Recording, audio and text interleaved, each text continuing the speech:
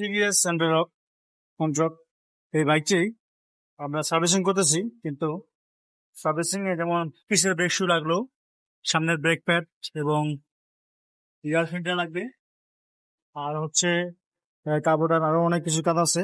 আর এই বাইকের মূলত সমস্যা হচ্ছে এই বাইকে যে ফ্রন্ট ব্রেক প্যাড, এই ফ্রন্ট ব্রেক প্যাড যেমন আমরা ভুল করলাম, কিন্তু আমরা আগে ব্রেক প্যাড খুলে নাই বা আপনার দেখি নাই, তার জন্য আর কি সমস্যা হয়েছে কি আর কি ব্রেক প্যাডটা R15 ইন্দোনেশিয়ান ফ্রন্ট যে ব্রেক প্যাডটা সেম ক্যাটাগরি, কিন্তু আমাদের যে ব্রেক প্যাডটা আপনাদেরকে দেখাচ্ছি, এটা যেমন একদম same to same brake pad আমরা খুলছি এবং লাগানোর জন্য, কিন্তু এখন দেখি ব্রেক প্যাডটা উল্টো সাইড, যখন লাগাইতে বলছি লাগাই দিছে, কিন্তু খুলে দেখি আর কি R15 এর এই ব্রেক প্যাডটা হবে না, কেননা এইটা হলো ডাইন সাইড বাম সাইড আর ওটা হলো ডাইন বাম বাম ডাইন।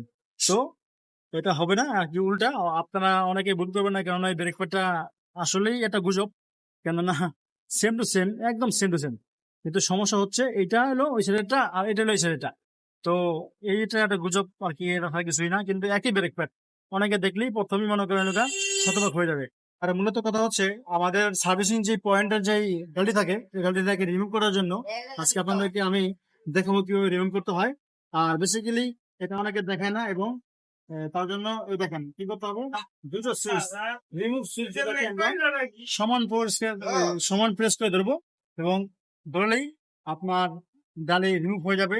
আশা করি আপনারা আমার ভিডিও আপনারা বাইকটাকে ইশা দিয়ে রেখে 2 আঙ্গুল দিয়ে সমানভাবে চাপ দিয়ে ধরে রাখবেন, তাহলে আপনাদের এই ইমার্জেন্সি ডালিটা চলে যাবে।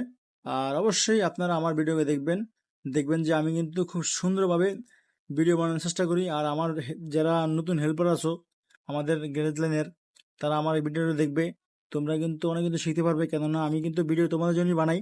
তোমরা যে কাজ শিখতে পারো, আমাদের ভবিষ্যৎ প্রজন্ম তোমরা দেখো চলে যাবে এখন। আলহামদুলিল্লাহ চলে গেছে, আর কোনো টেনশন নাই, দেখবেন চলে গেছে। তো গাইস অবশ্যই লাইক কমেন্ট শেয়ার করে দেবেন। আমি বাপি হাসান, আর অবশ্যই আমার ভিডিও সাবস্ক্রাইব করে দেবেন। থ্যাংক ইউ সো মাচ, ভালো থাকবেন সবাই, আসসালামু আলাইকুম।